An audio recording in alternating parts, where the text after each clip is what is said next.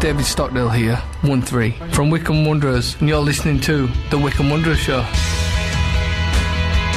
Welcome to this week's edition of the Wycombe Wanderers Show. It's a fine day because we can say that Wycombe Wanderers are top of the league. They are top of the league. We are top of the league. It's quite amazing, really, isn't it? Because there was a period, wasn't there, around sort of Saturday where we thought by this time, with the midweek games, that might not be the case. Yeah, that's very true. And Wigan, with their 100 games in hand, slightly annoyingly. And Rotherham then not playing either on Tuesday because their game was postponed for a frozen pitch, I think. There's a slightly novel reason to postpone games, in these COVID times where then actually it's the weather. But yes, we are still top of the league, which is very exciting. I know. I just can't quite get over it.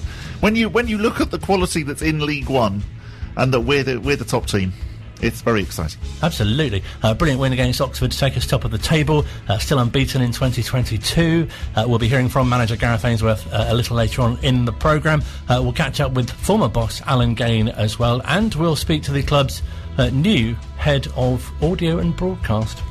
Somebody who you might have heard of, Mr. Phil Catchpole. So all that's to come and more. If you were listening last week on the show as well, you'll have heard that we were due to be speaking to Jack Grimmer. Yes. Well, this week we're not going to. No, we are. We really are. He joins us now. Hello, sir. Hello, guys. You okay? Really good, thank you so much for speaking to us. It's fantastic to have you on. Sorry that you couldn't be with us last week, but I understand that was for educational purposes. It was. A few of us at the club have started a leadership course, which is, it's nice to do something different other than football and take your mind off it. So we started that a few weeks ago, and it's something to concentrate on outside of the game, I think. Is it done by Gareth Ainsworth? Because he comes across as being a very good leader. It's not, but I think if he did a leadership course, I think there would be a lot of people that would come in, and then join on. So I think he could teach everyone a thing or two about leadership. That's for sure. Yeah, and I've said that to him before, actually. That that quite seriously, that actually, he should write a manual or something, because clearly, whatever he does, he definitely he's got some secret. Because as Colin and I were just saying, the fact Wycombe Wanderers we're top of League One. Just fantastic. Just we can't quite believe where we are, given the calibre of some of the other teams who are below us. Yeah, absolutely. I would like to think that he might at some stage write a book when his career's over or something like that, and I think it would be a very, very interesting read, because he is a very different manager to the other kinds that I've had throughout my career, and I've been very fortunate to have a lot of success with him. And like you said there, we're top of League One, above some really, really big clubs in this league, and he just keeps overachieving, if you can call it that, and long may it continue. The one thing that I always find amazing actually about him is, and I'm someone who's lucky enough to have actually gone up to the training grounds to interview him and some of the players, is that actually if you go up there after a loss, it's just as buzzing and just as upbeat as it is if you guys have won. Yeah, I think that was that's the thing. It's always seems to be a very good vibe. Last season, I think it's no secret we lost far too many games, and that's essentially why we got relegated. But we always tried our best to keep the vibe and in a good place and positive attitudes, and I think that showed when we finished the season so strongly, and then we managed to start this season so well. I think that really showed the strength in that, the value in keeping a positive attitude all the time. And I mean, times last season, as you can imagine, me and the other players were coming in, and you feel so deflated. You put so much into the games and you get nothing in return, and the gaffer every single Monday morning or whenever it was would walk in his usual upbeat self, and he always says it'll be a cold day in hell when he's negative, and I think that just sums him up as a person, to be honest. And when you then look at actually what happened last season, and the fact that, as you say, we were so unlucky, and I'm not going to get you dragged into all of the Derby stuff, but the fact that we only just went down, and that we ended up actually finishing the sort of like top in the relegation places, that says it all, really.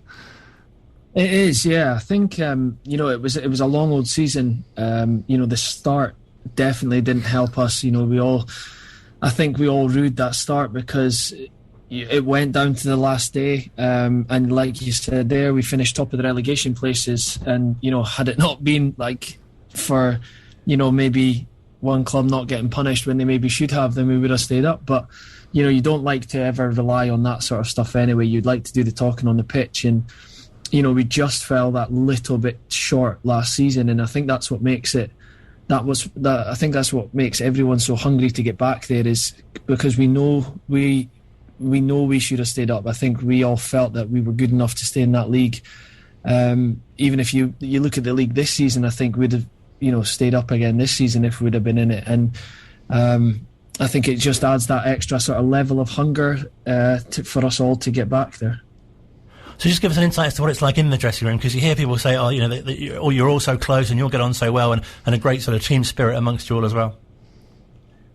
Yeah, I think it is just that sort of, it's a good place to go into every single morning, every day. I feel very fortunate at times, to play football, but to go into that environment, every single day for work is something I definitely do feel very fortunate for. I think the biggest factor for me is that they always sort of look for characters ahead of footballing ability first, and I think that shows because everyone that walks through the door has the right attitude, has the right work ethic, first and foremost is a nice person, and I think football is a place that there's more than a few not very nice people knocking about. So I think they sort of sieve through, I think, a lot of personalities, and I think it's that focus on the character first that helps build the culture that the club have.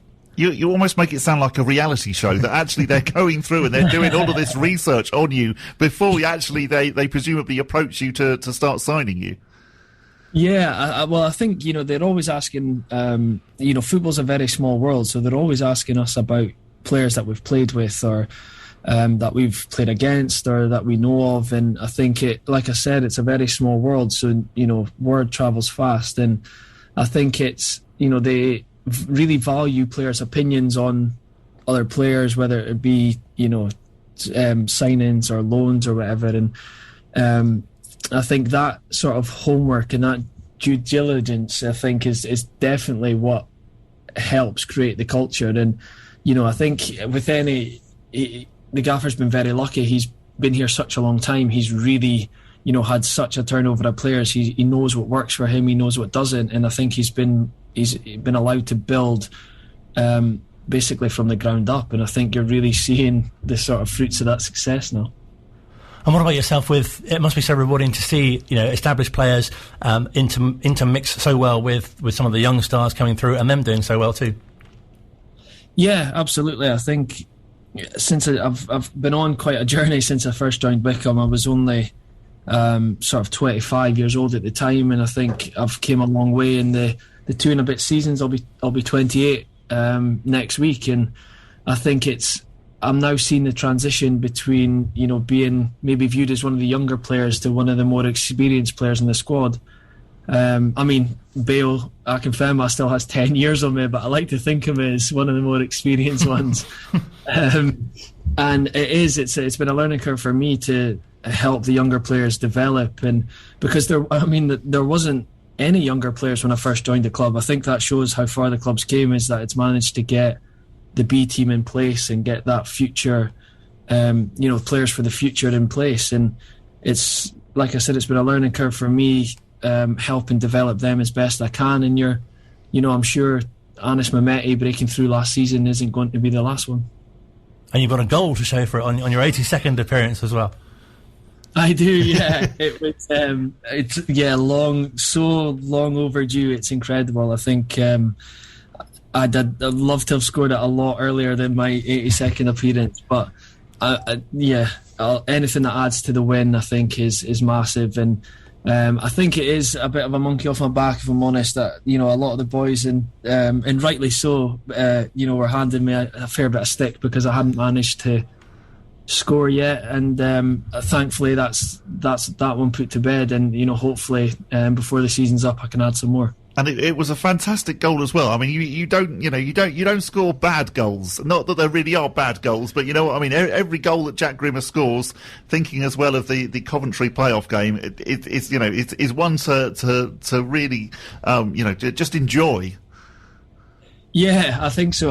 That was my sort of line back to everyone, is that I score quality over quantity. So, and I'm sure a lot of them would have, scored at Wembley. But yeah, I seem to save maybe few and far between. But I when I do score, it seems to be one for that gets a few retweets on Twitter or whatever, because I'm lucky. It was quite a good goal for my first one, and but I mean, if I'll take a 5-yard tap in on Saturday, as long as if I can score and we win, then I'll take anything.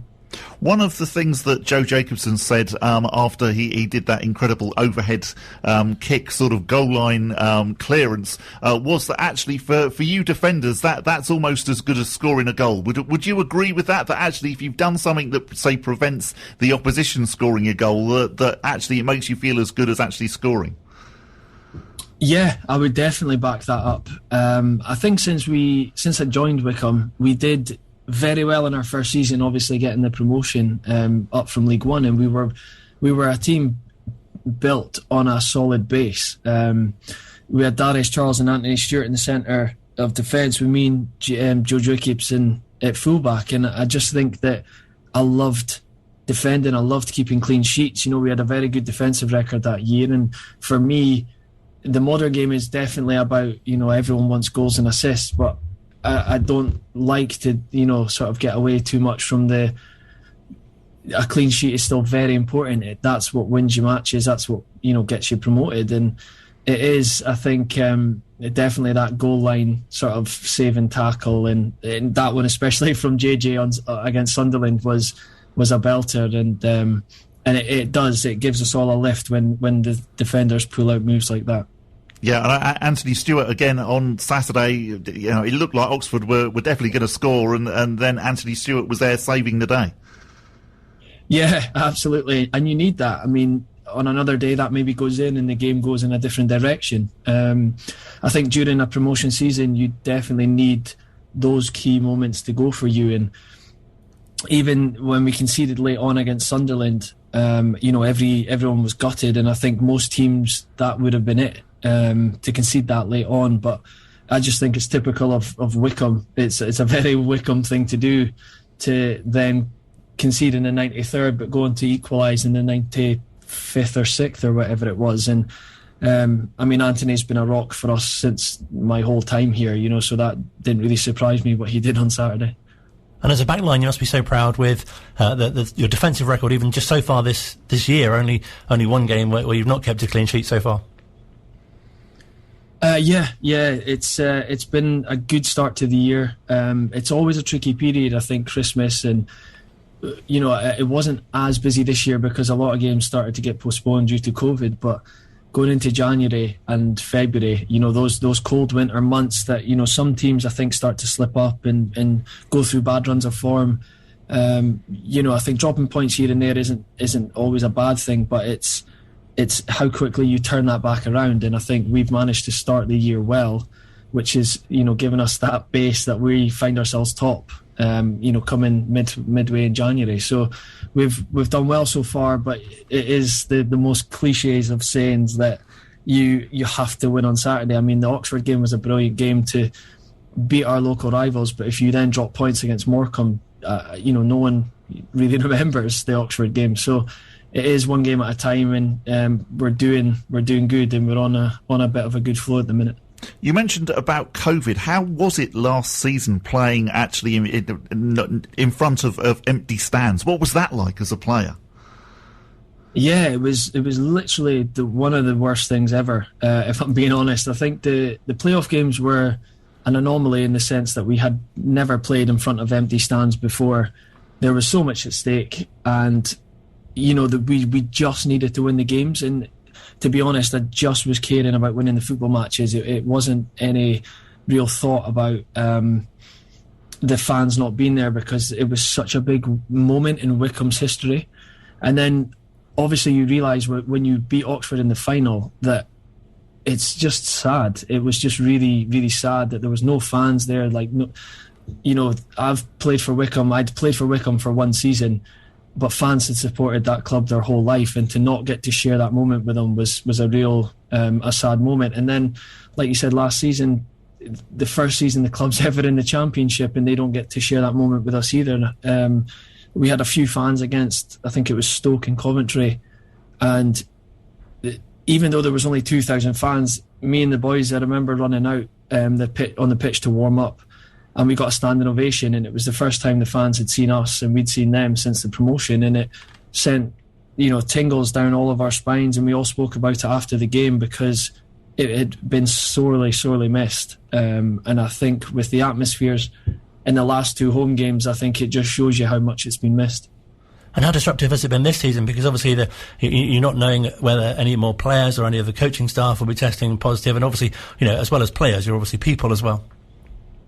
Yeah, absolutely. And I think, you know, some people overlook that fact. You know, you're people with families to think about and care for, and I think we've been very fortunate. I would want to call us lucky, but I know our medical team, you know, a lot of work goes in behind the scenes that nobody notices, and to try and make sure that we're all safe, to try and make sure that it doesn't spread. And although we've had a few positives, it's only ever seemed to be one or two.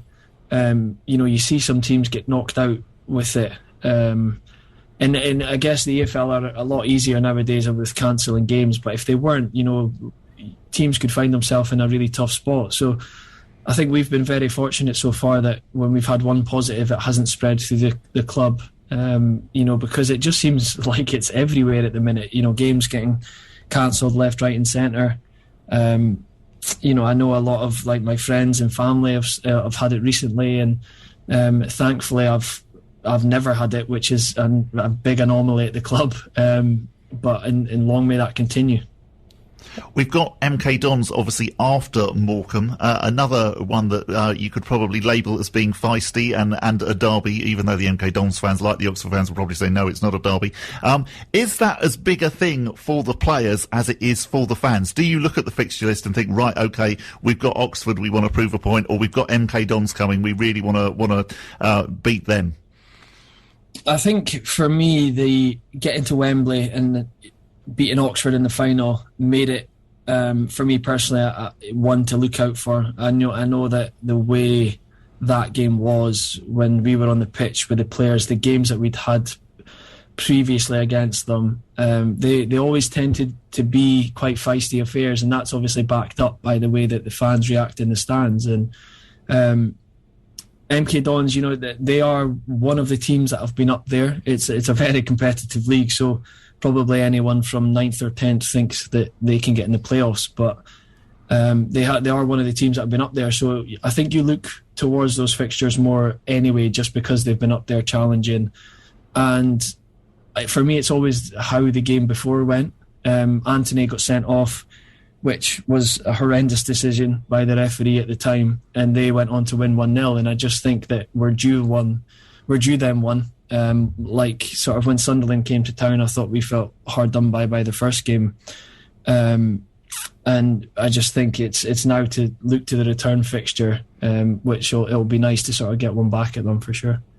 And obviously Morecambe often cause Wycombe problems, and obviously they're quite low down on the table currently. But you know, especially going away to a team who, you know, as you say, if you don't do so well against them, then people soon forget how well that we're doing at the moment.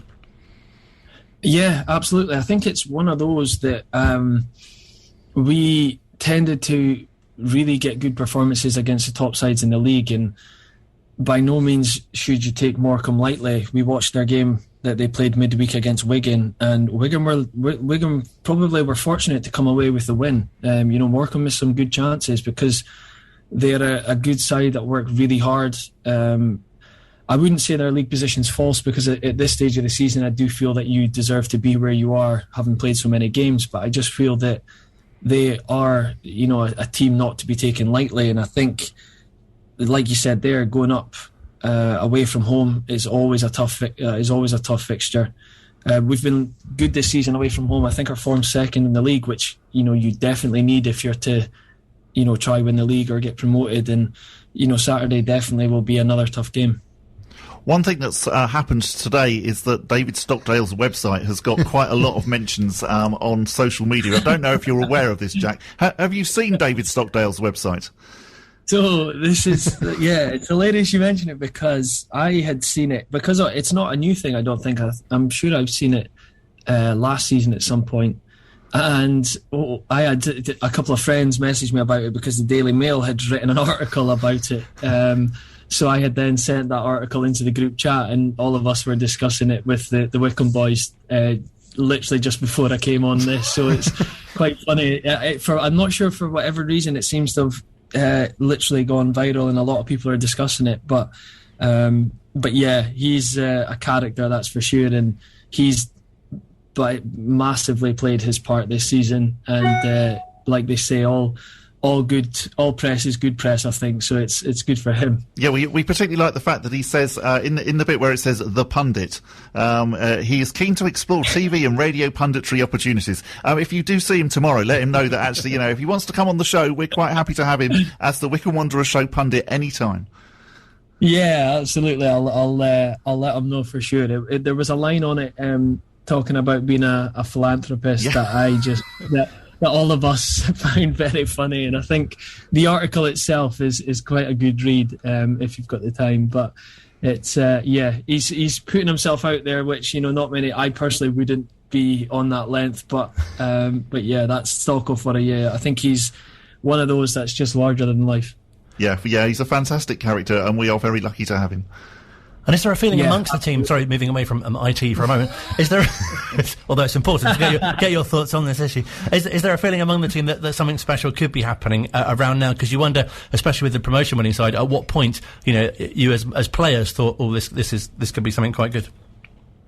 Yeah, I think so. I think what helped was we finished last season very well. We had great results and we're so close to staying up by the end of it that I think the feel-good factor sort of flowed quite well into this season. And when we signed the players that we did in the summer, the players like Sam Vokes, or the players of that calibre, when he walked through the door, I think it gave everyone a lift. Not that we really needed a lift, but I just think, when players of that calibre walk through the door, everyone wants to raise their level. And I think it is such a feel-good factor normally at the club. When you're winning, it's just accelerated. And the season has gone well for us so far. I think looking at our form, we're very consistent. We've not went through, touch wood, any sort of major slumps. And I just think it's such a competitive league. I mean, you look at all the clubs, it's just ridiculous. It is a mini championship nowadays. It's the level, the difference in level is not that big. And I think for sure that we don't need any encouragement that we think something special is going to happen. And we really want to get back there so that the fans can actually witness championship football at Adams Park. We wish you all the best for Saturday. Really appreciate your time. It's been fantastic speaking to you. Thank you so much for chatting to us. Yes, thank you so much, Jack. No, thank you very much. I appreciate it. We'll have to have you on again as well to discuss some of the more pressing issues, like what your favourite colour is and things like that. And do mention to Stocko that we mentioned his website as well. I will do. I'll let him know that we did a bit of a plug about that, and hopefully, I can come back on once we seal promotion and we can come on for a celebration. No, that would be excellent. Really appreciate your time and all the best for Saturday. Nice one. Thanks a lot, guys. Cheers. Jack Grimmer speaking to us here at Wycombe Sound. Online, on Radio Player, and on 106.6 FM. This is Wycombe Sound. Really enjoyed speaking to Jack Grimmer. As I say, we could literally have spoken to him about all sorts of things, really, couldn't we? We could indeed, yes. And if you are interested, the David Stockdale website is davidstockdale13.co.uk. Unfortunately, there is no Jack Grimmer website yet, but you never know. We might have planted the seed. I was going to say, you never know, do you? Jack, we need your website saying the man, the athlete, the business, the philanthropist. Oh, that's hard to say. Yeah, it is rather. Still to come on this week. I was quite impressed when Jack managed to say due diligence as yeah, well. That's quite hard as well. Yeah, we should use that more on future shows as well. Yes, we should. We can't use it on previous shows. It's literally not. We're not Doctor Who. We could try and put them into previous shows maybe somehow. Just cut and paste. If you listen back to previous shows and that suddenly appears, you'll know what we've done. Still to come, we'll hear from Phil Catchpole and manager Gareth Ainsworth. But first, in our ex-player slot, which we're very fortunate to bring you chats with not only ex-players but former managers as well. Alan Gane took charge of the team in the 80s and also played for the side in the early 70s. We were saying earlier on today that there aren't too many people. We think there's possibly only two people that have done that. Certainly the current manager has. Yes. But Alan took charge of the team, but also played in the early 70s as well. I was only there for a year when I left college, and I went to teacher training college to be a PE teacher. And Wycombe, I think it was mainly down to Brian Lee, used to get quite a few school teachers who were footballers as well, joined them when they sort of finished their training and started teaching. That's exactly what I did, and I started playing there in 72, 73, and I knew Larry Pritchard then because Larry was at the club, and I knew Larry from when I was at Sutton a few years before that. So I used to travel with Larry all the time. Oh, fantastic! We spoke to Larry a couple of weeks ago. Oh, did you? Yeah, good lad, Larry. Yeah. Very, very good footballer. Very good footballer. He should have been a pro, actually. No, fantastic. And you must be quite, I guess, pleasantly surprised to be returning in a managerial capacity initially as an assistant. Well, yeah, I mean, I obviously had my career, and we're talking probably 12 years later-ish. And I got a phone call from Paul Bentz, who had just got the job. And I was not on the verge of retiring, but I was getting to that age where I probably was thinking about retiring, had a niggly injury, and I got a phone call one day from Paul Bentz and said, I've just got the job as Wycombe manager, would you like to be my assistant? And I was absolutely shocked, to be honest with you, because I hadn't actually considered being a manager before, but it almost fell into it, and so I jumped at the chance and joined as Paul Bentz's assistant, which was great because I don't think, had that opportunity not have arisen, I'm not sure whether I'd have gone into management or not. I mean, I absolutely loved it. I suppose it's opportunities, isn't it? And was there something quite special about returning to one of the clubs that you played for? Paul described it as a sleeping giant, and I always regarded Wycombe as probably the biggest non-league club in the country. You know, they were like the Manchester United of non-league football. It doesn't matter where they were in the league. They were a big club, and it's great gates. And so, yeah, I mean, it's an opportunity which I think I just couldn't turn it down, to be honest. We had not a great budget, I would say. Wycombe were punching above their weight regarding finances. And we managed to, I think, became second, actually, to Worthing in the league. But because Worthing couldn't go up, for one reason or another, we got promoted into the conference. So we went into the conference, and it was quite difficult. We found it quite hard. And then, probably just after Christmas, January, February time, Paul left the club. I think it was work-related. And I would have actually gone with him, but Brian Lee offered me the job, which I was quite surprised at that. And I took it. But we were not in a very good position, and we got relegated that year, which was really quite devastating for me, because obviously the first job I'd had. But Brian said, we believe in you, so we want you to keep the job for next year. So I did, and we went straight back up again. That must have been especially pleasing, though, as well, to have done so well, to get promotion in the first time of asking. Yeah, I mean, that was absolutely fantastic. I mean, it really was. It was, I think, one of the main reasons we got together a really, really good side. And the two key players, I think, that made us into a good team were two players I got from Enfield, Noel Ashford and Keith Barrett, both England internationals. And, that really came from Brian Lee suggesting that I give the manager of Enfield, somebody called Eddie McCluskey, a ring, because he had heard on the grapevine that he was going to let these two go. And these are two really good players, really, really top players. And I couldn't believe he was actually doing that. So something had gone on, which I didn't really delve into. I met Keith and Noel, and they signed and transformed the team, to be honest, because, Noel was an exception. I think Noel Ashford and Larry Pritchard, I think they got voted in one of the non-league magazines as the two best players of all time in non-league football. And they really were special. And we got a few more players in, and, we got a very, very settled side, a well-balanced team, and we won the league quite easily. I think Yeovil were in the league as well. It was really us or them. I think we beat them by about 20 points in the end. But it was a really, really special time, yeah. A great time. And are there any particular games which especially stand out during your time in charge there? Oh, yeah, the one when we won the league. We won it down at Bognor. And it was a fantastic match. I mean, one of the other signings I made, which was probably one of the best signings I've ever made, was a fellow called Andy Graham, who was a front player. He played for Wealdstone in the Cup final. And he was a great signing. But on the night of the game, he was due to meet, the coach was going to pick him up, and he never turned up. And he was in McDonald's. He was having his pre-match meal in McDonald's, and his watch stopped. So he missed the bus, and we went there without him. But we won the match, and that was just an unbelievable night. That was probably the game I remember more than any. I mean, one of the games I do remember, which was a fantastic match. We played Leek Town.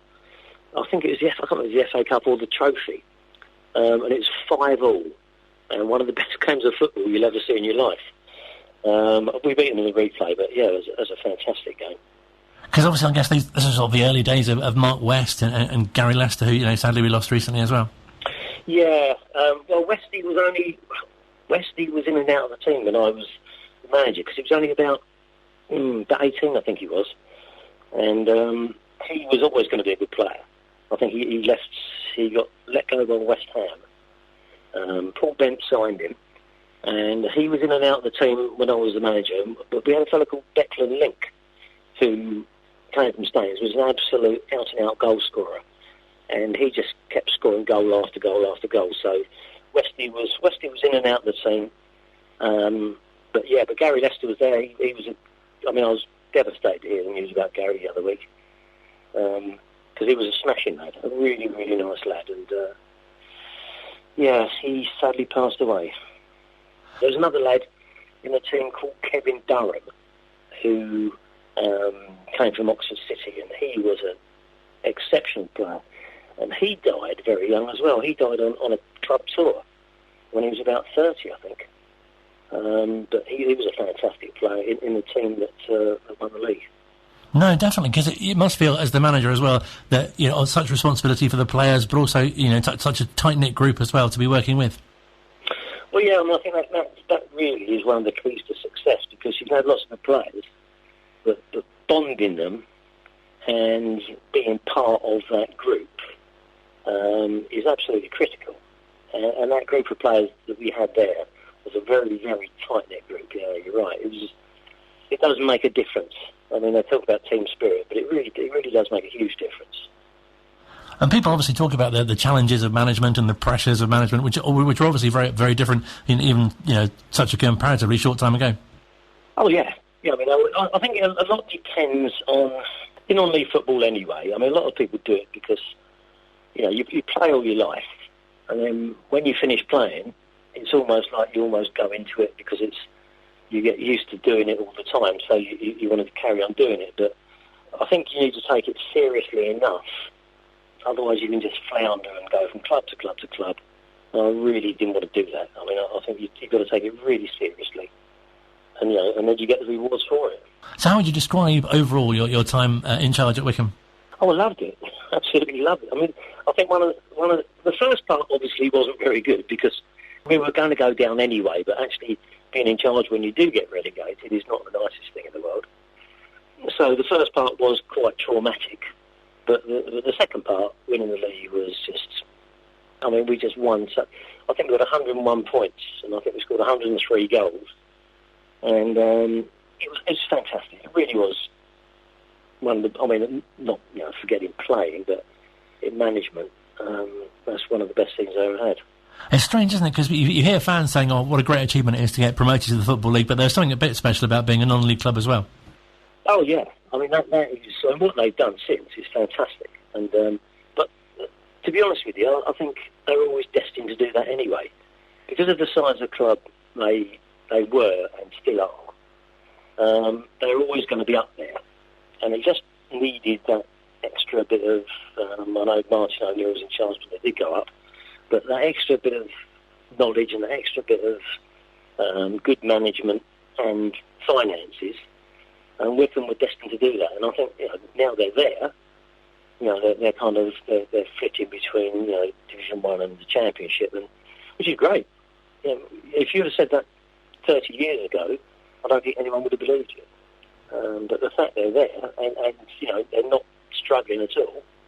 And the same thing has happened to Sutton United. They've gone up. And they're with the chance of going up this year as well. No, definitely. So tell us a bit about what you've been doing since your time in charge. I left Wycombe and went on to manage Staines, and we won the league there as well, which was good. And then I went to Wealdstone, which wasn't the nicest time. The club just wasn't right at all. And I think what happened to the club kind of proves that point. They lost their ground and everything. And then I went on to Sutton United, and I had 5 or 6 great years there. We beat Wycombe in the trophy semi-final, first leg at Wycombe, which was another great game. But then we lost the second leg when they got to Wembley and played Runcorn, I think, and won the trophy. And then I left Wycombe, left Sutton, and I thought, well, I'll have a year off now. And I got Arsenal season tickets, and I thought, well, I'll have a year off. And then go back to it in a year. But that 1 year became 2 years, and that 2 years became 3 years, and then you gradually lose contact. And then you get to the point where you say, well, hang on, how did I have the time to do that? So I never went back into it. I mean, I'm still a fanatic football person, obviously, but I wouldn't. I think also, at the time, the attitude was changing as well, because the players we had at Wycombe and at Sutton were fantastic, because to me that's all that matters, the attitude of players. The attitude was absolutely brilliant. But you then started to get players, because money started coming to non-league football, quite a lot of money, and players were playing for the money, and that kind of destroyed it for me. And I know one of the key things that made me think I don't want to do that, I was talking to a player one day, and he said, I'll speak to my agent, and I was absolutely flabbergasted. I can't believe he said it. This was an average non-league player telling me to speak to his agent. And I thought, no, I don't do this anymore. So I haven't done it since, so in 1996 I think that was. So I now go and watch Arsenal all the time, retired, play a bit of golf, and that's it really. No, it sounds fantastic. But you must look back in it with an awful lot of pride and to work with the players. And I guess it must be such a balancing act as well, because obviously, people easily forget that, these are players who had, other jobs as well. Oh, of course, yeah. I mean, it was very, very time-consuming.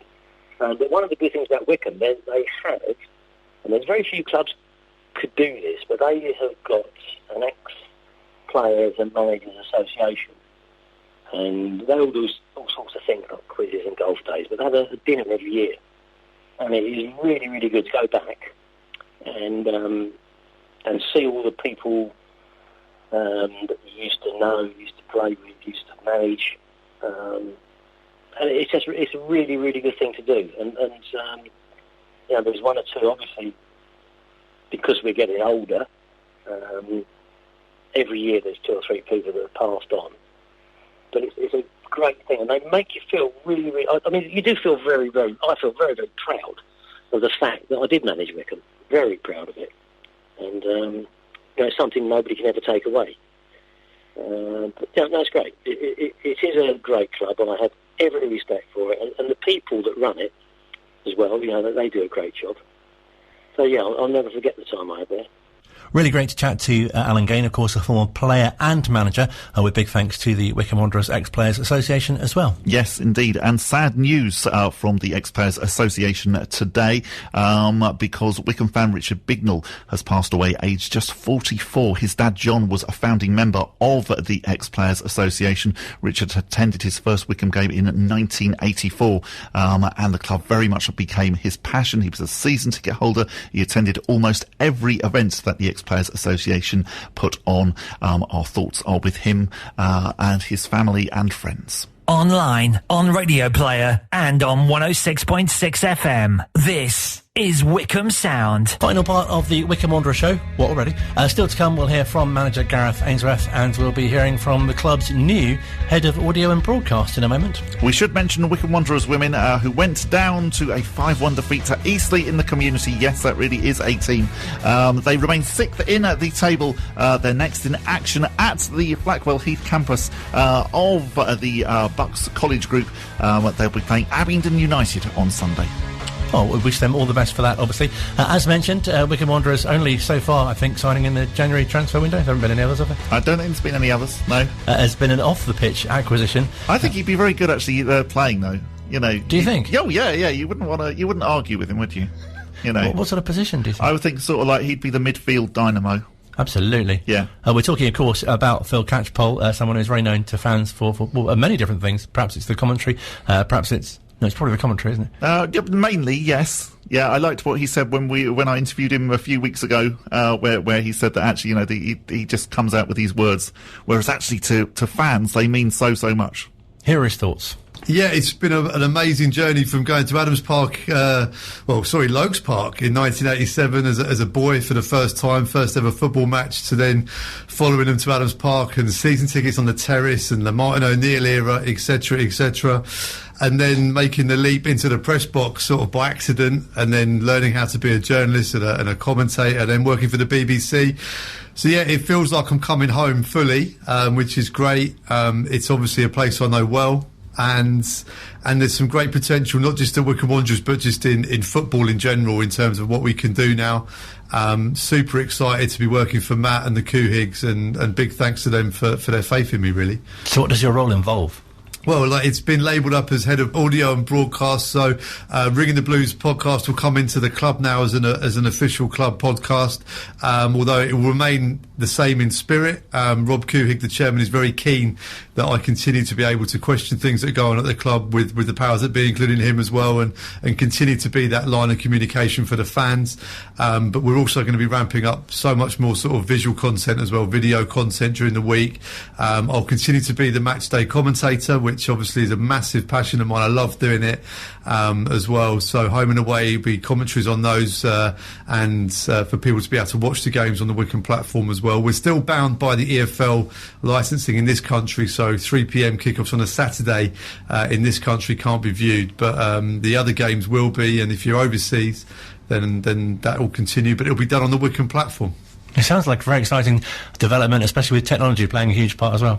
Yeah, I'm still staggered, Colin, you know, to this day when we're doing match day commentaries and you're getting pictures sent through you on Twitter and etc. of people all over the place, you know, New Zealand, all the way across America, Latin America, South America, people tuning in, watching games, listening to me, the other side of the world, talking about a football match that's taking place in the cold and the mist while someone sat around with a nice drink around the side of a pool or doing something else. I've never really got my head around that, but it just goes to show the potential. And it's taken someone like Rob Coohig, you know, from New Orleans to recognise what he calls the worldwide Wycombe phenomenon. I mean, a lot of people laughed when he turned up and first started talking about that, but it's starting to happen. And it's great to be able to get involved in that and bring a bit of energy and a bit of my past experience in that into hopefully growing these Wycombe fans all over the world. And a really nice compliment to you as well as to how you can convey the spirit of the club and also what's going on the pitch as well. Yeah, I mean, I'm blown away when Rob asked me about coming in as well, and obviously, as you know, that I've got a link back to the club, and you know, I can get misty-eyed and talk about the Martin O'Neill glory days until the cows come home, and we'll probably do so many times. But yeah, I mean, I've got to know a lot of the fans over the years, and you know, Rob said last week, he said it's like Cheers. He said it's the club where everybody knows your name, and you know, I had a really tough year when my mum passed away, and the love and support I got from the fans of the club, people I didn't even know, who came up to me as if they knew me because they'd listened to me in the commentary, and that was a huge support for me. And we see that around the club now when people go through tough times or good times. You know, we go through all those things together as a club and as a family, and you know, I've really felt that this year, and it's really underlined it. And you know, we want to take that forwards with everybody. And really nice as well, obviously, how the players and management staff already know you. Yeah, I'm saying like an old pair of slippers maybe, but you know, it's lovely. Like I spoke to Gareth this morning and I asked him a question about the pre-match, and the first thing he said was, "Welcome to the club, Phil. It's great to have you on board." And it's little bits like that. And you know, Gareth is the guy at the top. He sets the tone, and you know, to be a player for Wycombe Wanderers, you've got to buy into that ethos. And I'm pleased to say that the office at Wycombe Wanderers is very much the same as well. It's a team ethic. Everyone's pulling in the same direction, and you know, great to be a part of. Looking forward to seeing the developments there. Earlier on today, caught up with Gareth Ainsworth as well, talking about the fact that, amongst other things, not having a game for midweek must have really helped their preparations for Saturday. It's always nice to get that week in, although, you know, it's always balancing with this time of the season. You know, it's been a heavy schedule over Christmas, so a couple of boys have had days of work in the gym and their rehab and prehabs that they do, you know, and really it's the same as a normal week. On Monday and Tuesday we genuinely work on, you know, our generic stuff of what we do, and then Thursday, Friday we always start to focus and ramp it up for the opposition. So yeah, we worked on some of our principles early in the week, which has been really good, and just one or two things I thought we could have done slightly better against Oxford at the weekend, but no, we're really pleased with where we are, and like I say, it's nice to be able to just have that week between games at the moment, because I'm sure there's going to be a few midweeks coming up, and we know Cambridge especially, you know, both games had to be moved. So yeah, when that comes, we want to be ready. We want to make sure the boys know the principles, and by this time they really do, you know. And how have things been in terms of illness and injuries? Obviously, it was unfortunate to lose Sam just before the Oxford game. Yeah, Sam would have obviously suspected COVID, and that was tough to take. So we had to reshuffle on the Friday, which was good. At least it gave me a day, you know. But you know, I thought the way the boys adapted to what I wanted to do was fantastic, and you know, they really took it on well. And it was great to see them, you know, coming up with the goods on Saturday. I thought they were excellent, you know. I really do. You know, there's obviously a bit on that game with the locality of it, and you know, both teams at the top end of the table as well. So it was a fantastic performance, I thought. And after the first 20 minutes, which I have to give Oxford credit, they really put it on us, and it was tit for tat. I thought after that we looked quite comfortable and defended our box really, really well, you know. I know, you know, the shot count was probably slightly high for Oxford, but if you watch the game again, a lot of those were hopeful from outside the box, you know, which you'll take any day. Whereas, you know, we're trying to work the ball into the box and get things going there. Ironically, we scored 2 goals from distance as well, but I thought the chances were very much in our favour, the clear-cut ones, and if we can keep doing that, we're going to have a chance this year of finishing in the top 6, which is the target. It felt like such a special game as well, obviously with you dedicating the win to Alana, but obviously with such a big crowd as well, and as you say, the local derbyness of it, it felt just such a great sort of afternoon out, really. Yeah, and that was important, you know. Maybe a little bit of added pressure, you know, because obviously I met her family before the game, and having said that, you know, putting things in perspective, it's only a football game, you know. But it was nice to be able to dedicate a win to Alana and the friends in the terrace. They were fantastic. They really packed it out, and they did her proud with their singing and their volume. And I'm sure she was there and giving her own opinions. But it was a nice way to finish that Saturday. You know, the funeral's tomorrow, actually, on Friday this week, and I want to be at that. You know, she's definitely been a part of our story, and like I say, it won't be forgotten. We don't forget our family, and she definitely played that part in the Wycombe family and the Wycombe story. So, like I say, brilliant to be able to dedicate that win to her. Now, can the boys keep going and keep striving and keep pushing, because we've got something special here going, and I'm really, really proud of where we are. Not just this season, but you know, the whole 10 seasons that we've had together. It's been fantastic. And so fitting to be top of the table. I know that's something that fans think more of than probably yourself and your staff and your players. But nice to be there for a week and to be sort of leading and to be unbeaten as well in 2022. Yeah, and I'm not going to make the mistake of saying things in public. There's too many managers do that and get it put fall flat on their face. Pride before a fall and all that sort of stuff. But I know what I've got. I'm really, really happy with what I've got. We'll continue to work hard and try and improve because it's an ever-changing game, and it's an ever-changing situation. And in top is brilliant, but it's only January. And I'd like to be top in May if possible. April, at the end of April. But, sometimes you don't just get what you want. You've got to work really hard for it. And we'll be giving everything we can to make sure we stay in these top positions in this league, which is a fantastic league this year, and looking forward to seeing where we end up. And something else which really must please you and stands out in the games that you have played this month, there's only one where you conceded any goals. Yeah, and again, and what a fantastic game that was. But we do pride ourselves on being solid. I'm probably known as a footballer. I was an attacker. I was getting at people, and my defending was, it was there. I always did the graft, but I was always known for making things happen. And it's the opposite, really. It's I love coaching the lockout. I love coaching defensive stuff. I think maybe it's sort of a flip on me as a player. I don't know, or knew what I used to like as a player, getting past people and what helped me, and I try and coach that into the boys, into the defenders, saying, well, I loved this, and I loved it when defenders did this, and this is when I got my chances, and probably do the opposite with them and tell them how to stop these wingers and how to stop these forwards, and so I really do enjoy it. But some of the attacking play we've got, sometimes attacking is really hard to coach. It's a brilliance thing sometimes with Mamete and McCleary and handling it more. You can't coach those type of players. I can't coach these triple step overs that Gareth does every now and again, and it's just getting them the ball and giving them confidence and giving them the belief that they can go and do things. So the shutout and the lockout for me is really, really impressive, and only conceding in one game so far in 2022. Although it was 3 goals, we're very proud of that as well. We've spoken before about the big games at home which you've had and have got coming up, but obviously it doesn't take away from the trip to Morecambe, which they may be struggling at the wrong end of the table, but we've seen in many games that teams lower down can really take scalps higher up too. Wow, believe me, Morecambe will never be taken lightly in my opinion, or Wycombe's opinion, because they have chucked so many spanners in our works in the last few years. Promotion parties and relegation battles and good runs, and they always come and give Wycombe a good game, or up there at the Globe.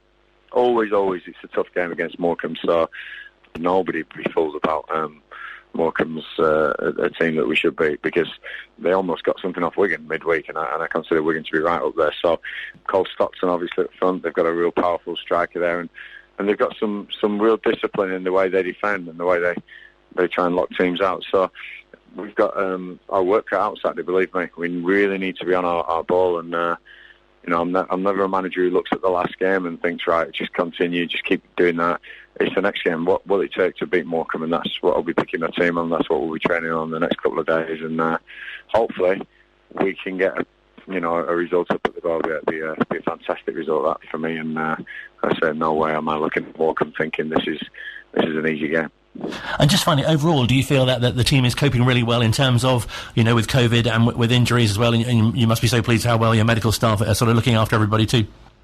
I know what I've got with my medical team. They're absolutely fantastic. I would not have had any of the success I've had without my medical staff. Kieran, Ali, and Isaac are just brilliant. As well as Ben Sayers, who's been in addition, who's been fantastic, with his GPS loading programs and people not getting injured in training.